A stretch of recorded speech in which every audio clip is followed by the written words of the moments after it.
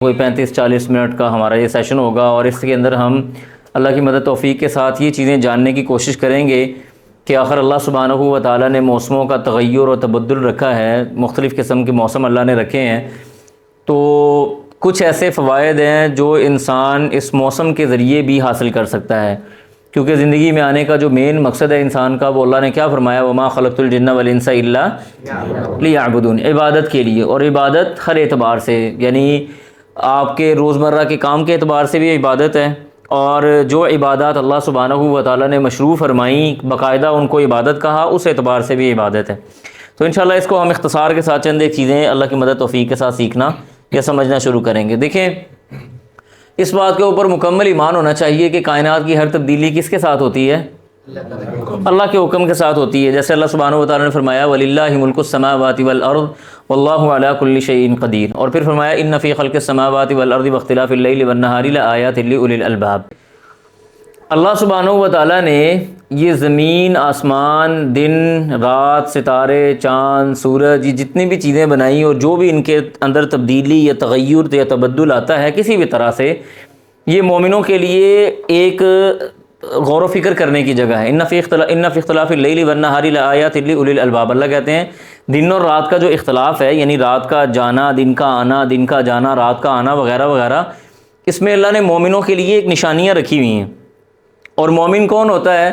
جو باقاعدہ ان کے اوپر غور و فکر کرتا ہے۔ وَيَتَفَكَّرُونَ فِي خَلْقِ السَّمَاوَاتِ وَالْأَرْضِ، وہ زمین و آسمان کی تخلیق کے اوپر، ان تغیرات کے اوپر کہ کبھی رات آ رہی ہے، کبھی دن آ رہا ہے، سورج اتنے سالوں سے ایک ہی جگہ سے نکلتا ہے، ایک ہی جگہ پہ غروب ہو رہا ہے، تو ان کے اوپر غور کرتا ہے۔ اور یہ ساری چیزیں اللہ سبحانہ و تعالیٰ کے وجود کے اوپر بہت بڑی دلیل ہیں، بہت بڑی دلیل ہے۔ کیوں؟ کیسے؟ اگر ہم یہ کہہ دیں مثال کے طور پہ کہ سورج اپنی مرضی سے آتا ہے، اپنی مرضی سے جاتا ہے، اور یہ آٹومیٹکلی سارے کام کر رہا ہے، اس کو چلانے والی کوئی ذات نہیں ہے، تو مجھے بتائیں سورج کروڑوں اربوں سالوں سے کیا ایسے ہی اپنی جگہ سے نکلتا رہتا؟ میں اس پہ ایک مثال دیتا ہوتا ہوں۔ دیکھیں، کائنات اتنی بڑی ہے، چاند، سورج، ستارے، یہ معاملات وغیرہ سارے چل رہے ہیں، ہر چیز اپنی اپنی جگہ پہ پورے پراپر طریقے سے کام کر رہی ہے، اپنے سانچے میں کام کر رہی ہے۔ اگر یہ کہہ دیا جائے کہ یہ چیزیں اپنے سانچے میں کام نہ کریں، ان کو آزاد چھوڑ دیا جائے، اور یہ اپنی مرضی کی مالک ہیں، تو مجھے بتائیں کیا یہ اپنی اپنی مرضی کے ساتھ اپنی اپنی جگہ تبدیل نہیں کریں گے؟ مثال کے طور پہ میں نے کہہ دیا جی آپ لوگ اس دیوار کے ساتھ بیٹھ جائیں، آپ لوگ اس دیوار کے ساتھ بیٹھ جائیں۔ اب یہ ہم نے ایک سٹنگ پلان بنا دیا ہے، ایگزامپل دے رہا ہوں۔ لیکن اگر یہ کہہ دیا جائے کہ جس نے جہاں بیٹھنا ہے بیٹھ جائیں، تو آپ میں سے کچھ ہوں گے جو اس دیوار کے ساتھ بیٹھیں گے، کچھ ہوں گے جو سامنے چلے جائیں گے، کچھ ہوں گے جو ادھر چلے جائیں گے۔ اگر آپ کو یہ کہہ دیا جائے کہ آپ بالکل آزاد ہیں، آپ جب چاہیں اندر جائیں، جب چاہیں باہر آئیں، جو مرضی آپ کریں، جس طرح آپ کا کرنے کا دل کرے وہ کریں، تو آپ میں سے بہت سارے لوگ اندر باہر، اوپر نیچے، آگے پیچھے ہوتے جائیں گے، کیونکہ آپ کو اختیار دے دیا۔ سورج کا اپنی جگہ سے نکلنا، چاند کا اپنی جگہ پہ آنا، اور کروڑوں سال سے، اربوں سال سے اسی جگہ پہ جانا، اس بات کی دلیل ہے کہ ان کے پاس اختیار نہیں ہے۔ اگر ان کے پاس اختیار ہوتا تو اپنی مرضی کے مطابق آگے پیچھے ہو جاتے۔ تو اللہ کے وجود کے اوپر یہ بہت بڑی دلیل ہے کہ کسی ذات نے ان کو پکڑ کے رکھا ہوا ہے۔ تو مومنین اور یہ کائنات کی جتنی بھی تبدیلیاں ہیں، یہ ساری کی ساری اللہ کے حکم سے ہوتی ہیں۔ اسی طرح سے غائب کے جتنے بھی خزانے ہیں، ان کا بھی تعلق موسموں کے ساتھ ہے، چیزوں کے آنے جانے کے ساتھ ہے، دن اور رات کے ساتھ ہے۔ دیکھیں، اگر دن یا رات کا تسلسل نہ ہو تو ہمارے پاس دن اور تاریخیں، یہ ان کا کانسیپٹ ختم ہو جائے، ٹھیک ہے جی، ان کا تصور ختم ہو جائے۔ تو دن اور رات، ان کا آنا جانا یہ تاریخوں کو تبدیل کرتا ہے۔ ہمارے دن اور ایام ہمارے وقت کو لے کے چلنے والا ہے۔ یہ اس کا علم صرف اللہ کے پاس ہے۔ اللہ فرماتے ہیں وَعِندَهُ مَفَاتِحُ الْغَيْبِ لَا يَعْلَمُهَا إِلَّا هُوَ، غیب کی چابیاں کس کے پاس ہیں؟ کس کے پاس ہیں؟ اللہ کے پاس ہیں۔ وَيَعْلَمُ مَا فِي الْبَرِّ وَالْبَحْرِ، زمین کے سارے خشکیوں کی مخلوقات اور چیزوں کو اللہ جانتا ہے۔ سمندر کی ساری مخلوقات اور چیزوں کو اللہ سبحانہ و تعالیٰ جانتا ہے، اللہ کے علاوہ کوئی نہیں جانتا۔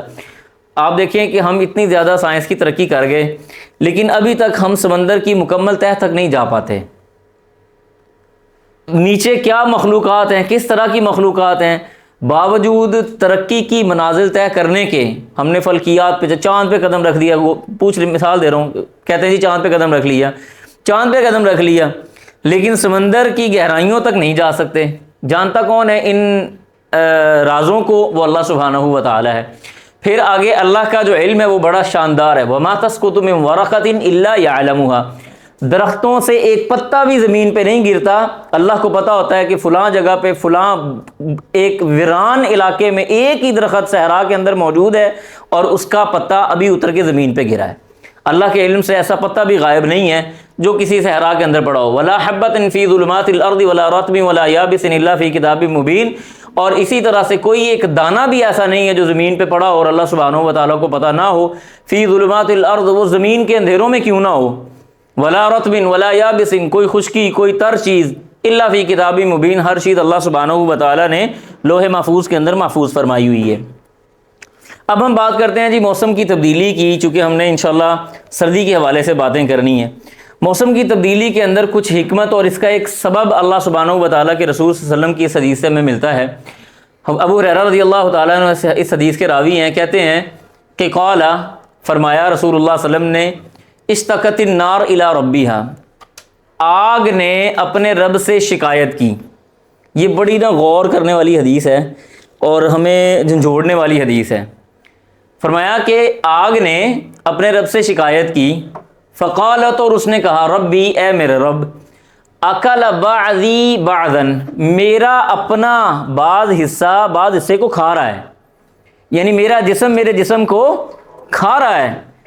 پھر فَأَذِنَ لَهَا بِنَفْسَيْن، نبی صاحب فرمایا اللہ تعالیٰ نے اس کو 2 سانس لینے کی اجازت دے دی۔ ٹھیک ہے جی، نفس فی الشتہ، ایک سانس اس کا سردی میں، ونفس فی الصیف، اور ایک سانس اس کا گرمی میں۔ پھر فرمایا فَهُوَ أَشَدُّ مَا تَجِدُونَ مِنَ الْحَرِّ، جو تم گرمی محسوس کرتے ہو بہت زیادہ، وہ اس کے گرم سانس کی وجہ سے ہے۔ وَأَشَدُّ مَا تَجِدُونَ مِنَ الزَّمْهَرِيرِ، اور جو تم سردی کے اندر بہت زیادہ سردی محسوس کرتے ہو، یہ بھی جہنم کے سانس کی وجہ سے ہے۔ اور قرآن میں بھی اللہ نے فرمایا متکئین فیہا علی الارائک لا یرون فیہا شمسا ولا زمہریرا، کہ اہل جنت جنت میں جائیں گے تو نہ تو بالکل گرمی پائیں گے اور نہ ہی سخت سردی پائیں گے، معتدل موسم ہوگا، اچھا خوبصورت بہترین قسم کا، ہر اعتبار سے انسانی جسم کے موافق آنے والا موسم اللہ سبحانہ و تعالیٰ ان کو دے گا۔ اور آپ کو پتہ ہے کہ اچھا یہاں پہ ایک سوال بنتا ہے، کوئی آپ میں سے سوال کرے؟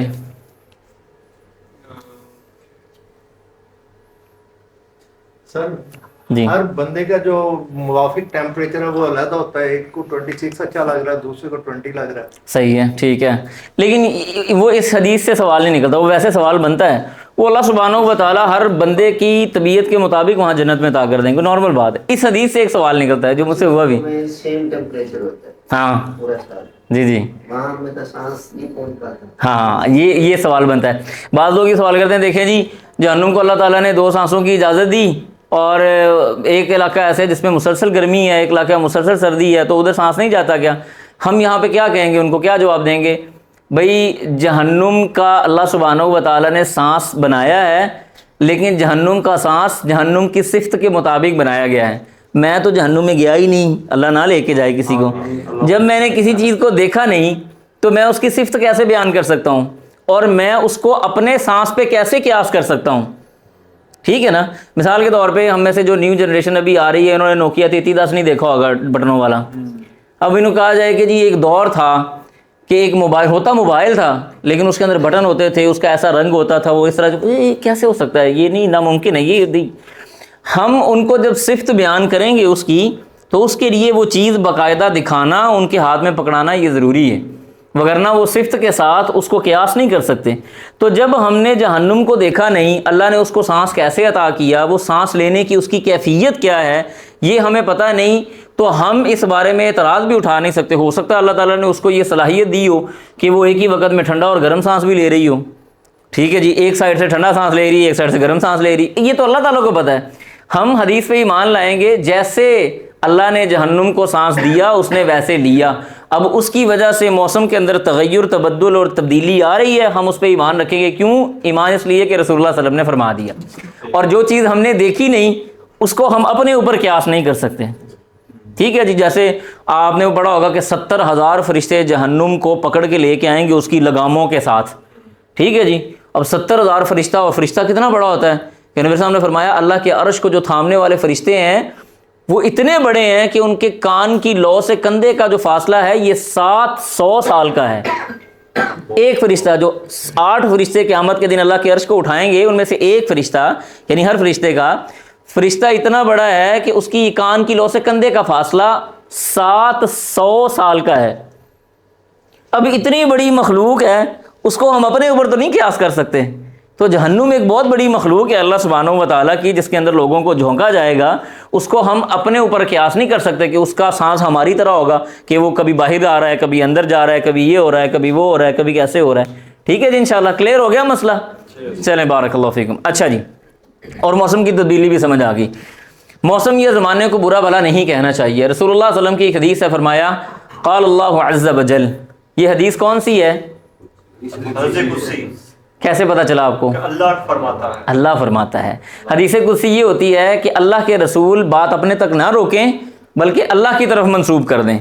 اللہ نے یہ فرمایا. کیا فرمایا؟ یؤذینی ابن آدم، ابن آدم مجھے تکلیف پہنچاتا ہے. اللہ فرماتے ہیں ابن آدم مجھے تکلیف پہنچاتا ہے. کیا کرتا ہے؟ یسب الدہر، یہ زمانے کو گالی دیتا ہے. ٹھیک ہے. وَأَنَا الدَّهْرُ، اللہ فرماتے ہیں میں زمانہ ہوں. کیوں؟ بِيَدِيَ الْأَمْرُ، میرے ہاتھ میں سارے کے سارے معاملات ہیں. اُقَلِّبُ اللَّيْلَ وَالنَّهَارَ، میں دن اور رات کو تبدیل کرتا ہوں. تو ہمارے ہاں ایک بڑا نارمل سا، آج جمعے بھی میری بات ہو رہی تھی، جمعے کے اندر بھی یہ بات میں نے بیان کی کہ ہمارے ہاں ایک بہت بڑا مسئلہ یہ ہے کہ ہم کہتے ہیں جی بہت برا وقت آ گیا ہے. کہتے ہیں کہ نہیں؟ ہاں کہتے ہیں حالات بڑے خراب ہیں. حالات بڑے خراب ہیں، بڑا برا وقت آ گیا، بڑی بری چیز.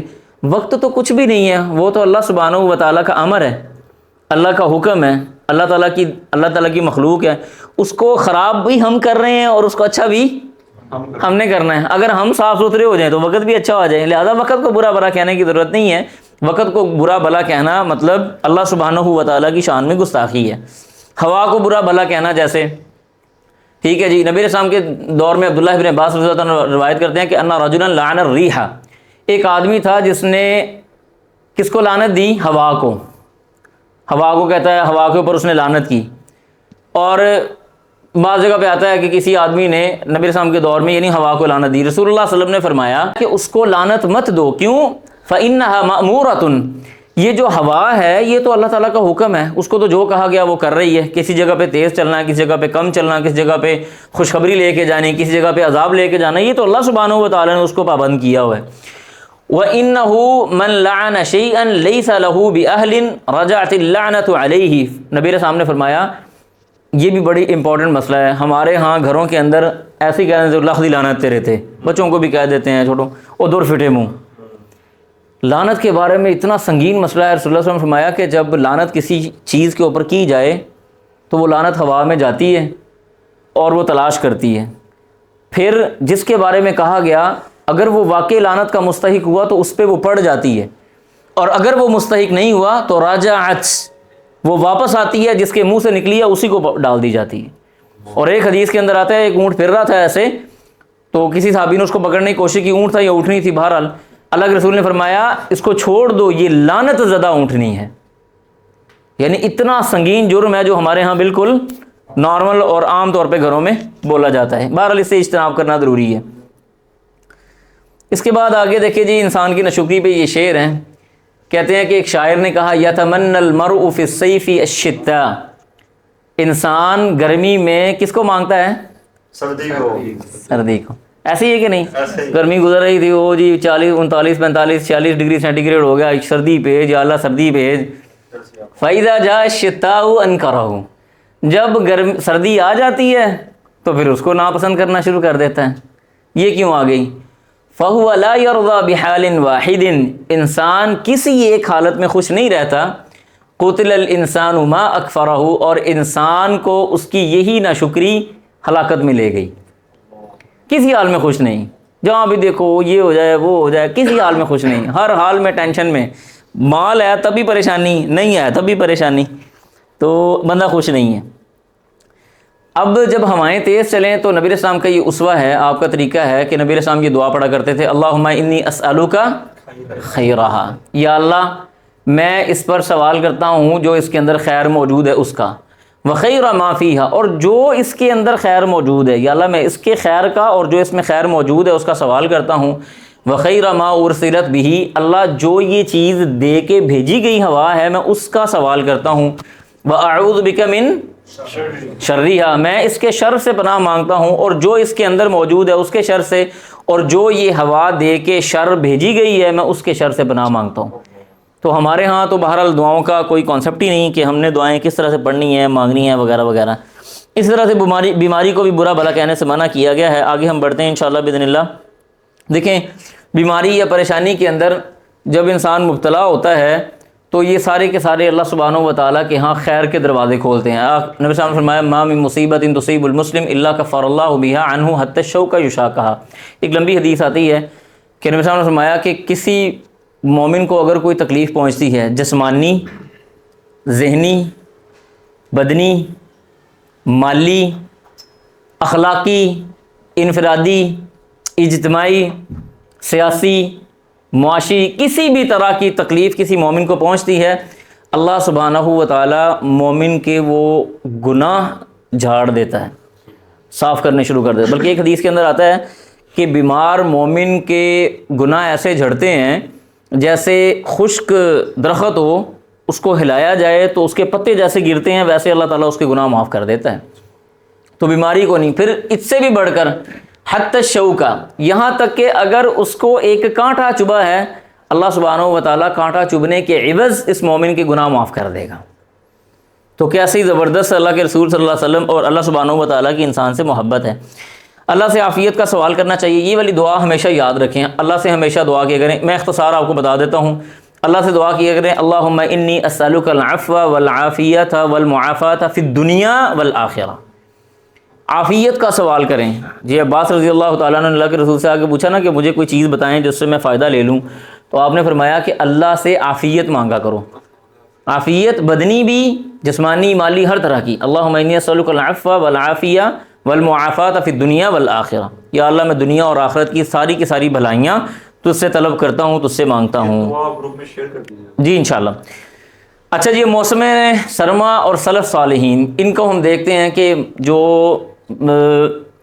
سردی کا موسم تھا، ہمارے پرانے جو علماء، اس کے اوپر ایک بڑا لمبا لٹریچر بھی موجود ہے اور کافی سارے اس کے اندر احادیث بھی موجود ہیں، اور اسی طرح سے مختلف اسلاف کی جو سیرت ہے اس سے بھی ہمیں کافی ساری چیزیں ملتی ہیں کہ وہ سردی کے موسم میں کیسے خوش ہو جایا کرتے تھے.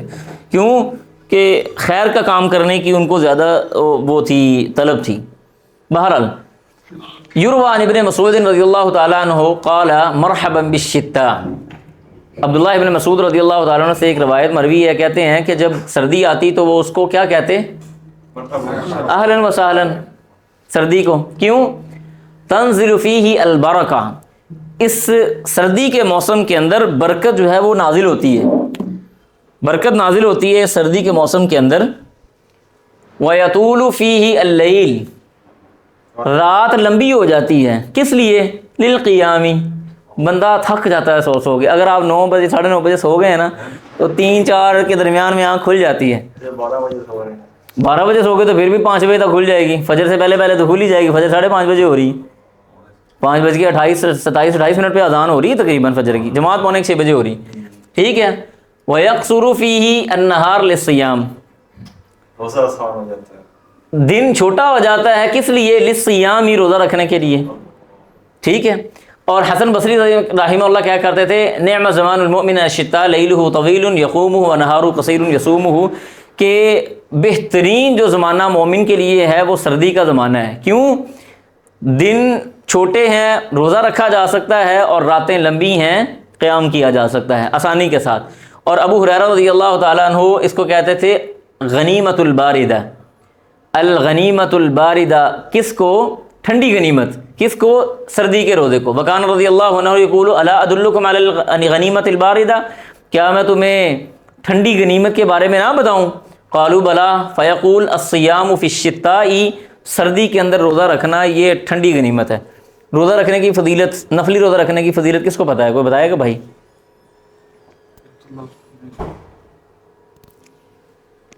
ہاں جی بھائی.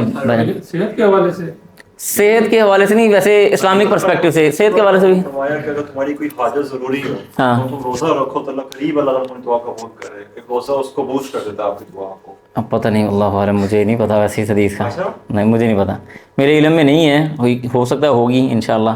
ہاں نے فرمایا جو شخص اللہ تعالیٰ کی راہ میں ایک روزہ رکھتا ہے اللہ تعالیٰ اس کے اور جہنم کے بیچ میں ایک خندق پیدا کرتے ہیں. سبحان اللہ، زبردست، ممتاز، ماشاء اللہ، گڈ گڈ گڈ گڈ دو گڈ. خوشیاں ایک افطار کے وقت، ہاں ایک تو افطاری کے وقت. نفلی روزے، ہاں ہاں نفلی روزہ ہی ہے نا، ہاں صحیح بات ہے، ٹھیک کہہ رہے ہیں آپ. اور ایک دوسری خوشی ہے اس کے جنت میں. ہاں جی بالکل صحیح، آپ وہ ٹھیک کہہ رہے ہیں، ٹھیک. وہ آپ ٹھیک کہہ رہے ہیں. اس کے حوالے سے یہ اس کی ایک ہمیں دلیل ملتی ہے، یعنی ویسے کافی ساری احادیث آتی ہیں. ابو سعید کہتے ہیں کہ میں نے اللہ کے رسول سے سنا، من صام یومن فی سبیل اللہ، جو آدمی ایک دن اللہ کے راستے میں روزہ رکھے، نفلی روزہ، فرضی کی بات نہیں ہو رہی، بعد اللہ وجہہ عن النار، اللہ اس کے چہرے کو جہنم سے اتنا دور کر دیتا ہے، 70 خریفاً یعنی 70 سال دور اللہ اس کو لے جاتا ہے جہنم سے. ایک روزہ نفلی رکھنا، ایک روزہ، ٹھیک ہے جی. اور آج کل نفلی روزہ رکھنا مشکل ہے، سوموار کا روزہ رکھیں، جمعرات کا روزہ رکھیں، ایام 20 کے روزے رکھیں. ایام 20 کون سے دن ہوتے ہیں، کوئی بتایا؟ ہاں جی 13-14-15 کون سی، جنوری کی؟ جنوری کی نہیں، ہاں اسلامی ہجری کی، ٹھیک ہے جی، بارک اللہ فیک، ہجری مہینے کی. ہاں جی 70 سال ہے ویسے جنم سے دوری، جی نفل روزے رکھنے کی فضیلت 70 سال ہے. 70 سال، 70 خریفاً کے لفظ آئے نا. 70 سال جنم والے اور قیامت والے. دیکھیں 70 سال یہ اللہ سبحانہ و تعالیٰ کو پتہ ہے کہ کون سے ہیں. اسپیس ٹائم تو ہم اس پہ نا وہ اس کی اسپیسیفیکیشن نہیں کر سکتے، اسپیسیفائی نہیں کر سکتے. ہم یہ کہیں گے کہ اللہ سبحانہ و تعالیٰ نے جیسے چاہا. اسی طرح نبی صلی اللہ علیہ وسلم سے روایت آتی ہے، فرمایا تعرض الاعمال یوم الاثنین والخمیس، کہ انسان کے اعمال جمعرات کو اور سوموار کو پیش کیے جاتے ہیں اللہ کے ہاں. فاحب، میں یہ پسند کرتا ہوں، ان یعرض، کہ جب پیش کیا جائے عملی، میرا عمل، وانا صائم، تو میں اس حال میں ہوں کہ میں نے روزہ رکھا ہوا ہو. اب یہاں پہ ایک اعتراض اور اس کا جواب بھی آ گیا. ہمارے ہاں بعض بھائی جو میلاد مناتے ہیں وہ دلیل دیتے ہیں کہ اللہ کے رسول صلی اللہ علیہ وسلم نے سوموار کا روزہ رکھا، ٹھیک ہے جی، تو خوشی منائی، تو ہم بھی خوشی منا رہے ہیں. تو ہم کہیں گے کہ اللہ کے رسول صلی اللہ علیہ وسلم نے سوموار کا روزہ رکھا، ساتھ میں یہ بھی کہہ دیا کہ اس دن میرا نامہ اعمال اللہ کے ہاں پیش کیا جاتا ہے. تو کیسے دونوں کو جمع کریں گے پھر؟ ٹھیک ہے جی. تو اس لیے یہ دلیل بنتی نہیں ہے. کیوں؟ اللہ کے رسول صلی اللہ علیہ وسلم نے وضاحت فرما دی یہاں پہ کہ میں روزہ اس لیے رکھتا ہوں کہ اس دن نامہ اعمال پیش ہوتا ہے، گو کہ میں اس دن پیدا بھی کیا گیا ہوں، کوئی حرج نہیں ہے اس کے اندر بھی. پھر بھی اس کے اندر وہ دلیل نہیں ملتی جو ہمارے ہاں اختیار کر لی جاتی ہے. بہرحال اچھا جی، اسی طرح فرمایا کہ احب الصیام الی اللہ صیام داؤد، اللہ کے ہاں سب سے زیادہ پسندیدہ جو روزہ ہے وہ داؤدی روزہ ہے. داؤدی روزہ کون سا ہے؟ ان بھائی جان کو پوچھیں ذرا، یہ والے بھائی جان. ہاں جی کون سا روزہ ہے داؤدی؟ نہیں لکھا ہوا اوپر، اوپر سے دیکھ لیں، چپ کریں ایک منٹ. ہاں جی دیکھ کے بتائیں. صحیح ہے، ٹھیک ہے. ہاں جی جی آپ بتائیں. ایک دن روزہ رکھنا، ایک دن چھوڑنا. ایک دن روزہ رکھنا، ایک دن چھوڑنا. آپ کی بات بھی ٹھیک ہے. سرما کا یہ اس کو کہتے ہیں، جیسے میری بھتیجی بالکل چھوٹی سی تھی، 3-4 سال کی، تو میں نے اس کو پوچھا، میں نے کہا ایک دن میں کتنی نمازیں فرض ہیں؟ کہتی ساری. اس نے جواب صحیح دیا، ساری نمازیں فرض ہیں جناب. تو جواب صحیح تھا، 5 اس نے نہیں کہا. تو آپ نے بھی ٹھیک کہا ہے کہ سردی کا روزہ بہترین ہے انشاءاللہ باذن اللہ. لیکن صیام داؤدی کیا ہے؟ ایک دن کا روزہ رکھنا اور ایک دن روزے کو چھوڑ دینا. تو بہترین دن ہے آج کل روزہ رکھنے کے حوالے سے. چھوٹے چھوٹے دن پتہ ہی نہیں چلتا کدھر جاتے ہیں. اسی طرح سے راتوں کا قیام، اللہ سبحانہ و تعالیٰ نے فرمایا کہ تتجافا جنوبہم عن المضاجع یدعون ربہم خوفا وطمعا ومما رزقناہم ینفقون. مومنین کی ایک علامت پتہ کیا ہے؟ ساری رات لحاف کے اندر نہیں بڑے رہتے ہیں. سادہ لفظوں میں بتاؤں آپ کو، مومن ہر پوری اتنی لمبی لمبی راتیں، یہ نہیں کہ بس ڈبل رضائی لے کے اس کے اندر گھس گئے، نہ. تتجافا جنوبہم عن المضاجع، اللہ سے ان کی محبت یہ ہے کہ وہ اپنے آپ کو بسترے سے دور کر لیتے ہیں، چھوڑتے ہیں بسترا. یدعون ربہم خوفا وطمعا، اللہ کو پکارتے ہیں، اس سے دعا کرتے ہیں خوف کرتے ہوئے اور وطمعا لالچ کے ساتھ، شوق رکھتے ہوئے. اور میں آپ کو مزے کی بات بتاؤں، انسان ان دو کیفیتوں کے درمیان میں ہوتا ہے، خوف یا شوق. آپ کیا جاب کرتے ہیں؟ میں آن لائن آن لائن کام کرتے ہیں، ارننگ ہوتی ہے؟ اگر نہ کریں گے تو کیا ہوگا؟ نہیں مطلب کہ معاملات کیسے چلیں گے؟ پریشانی ہوگی. پریشانی ہوگی. پریشانی کا خوف اور اپنے آپ کو فیسیلیٹیٹ کرنے کا شوق، یہ دو ہی چیزیں ہیں جو انسان کو آگے لے کے جاتی ہیں. تو اللہ نے یہ مومنوں کی باقاعدہ ایک کیفیت ذکر کی ہے کہ وہ خوف اور لالچ اور شوق کے ساتھ اللہ سبحانہ و تعالیٰ سے دعا کرتے ہیں. وَمِمَّا رَزَقْنَاهُمْ يُنْفِقُونَ، اور جو ان کو اللہ رزق دیتا ہے اللہ کہتے ہیں کہ وہ اس کو اللہ کے راستے میں خرچ کرتے ہیں. اسی طرح فرمایا وَالَّذِينَ يَبِيتُونَ لِرَبِّهِمْ سُجَّدًا وَقِيَامًا، مومنین ایسے نہیں ہوتے کہ بس ایسے ہی رات گزار دی، وہ تھوڑی دیر اٹھتے ہیں، سجدے کرتے ہیں، قیام کرتے ہیں. پوری رات ایسے نہیں گزار دیتے بلکہ کچھ نہ کچھ سجدہ کچھ نہ کچھ قیام کرتے ہیں. تو لمبی راتیں ہیں. تو فجر سے آپ دیکھیں 5:28 پہ اگر فجر ہو رہی ہے تو 5 بجے کے 10 منٹ پہ اٹھ جائیں، وضو شضو بنا لیں. نماز فجر کے لیے تو اٹھتے ہی ہوں گے سارے انشاءاللہ باذن اللہ. میں ہاتھ نہیں کھڑا کرواؤں گا، میں وہ والا مولوی نہیں ہوں جو ہاتھ کھڑا کروائے. ہاں جی انشاءاللہ مجھے امید ہے آپ سارے اٹھتے ہوں گے. تو آپ فجر کے وقت اٹھتے ہیں، اس سے 5 منٹ پہلے اٹھ جائیں، 7 منٹ پہلے اٹھ جائیں، 2 رکعتیں پڑھ لیں. اور یقین کریں اتنی بہار ہے اس کی زندگی کے اندر، آپ اگلا دن اپنا ہلکا پھلکا محسوس کریں گے کہ پتہ نہیں میں نے کیا کیا ہے کہ میں اتنا خوش ہوں آج. باوجود یعنی کوئی آپ کو ذہنی طور پہ پریشانی یا کوفت نہیں ہوگی. اللہ نے اس کے اندر بڑی برکتیں چھپائی ہوئی ہیں.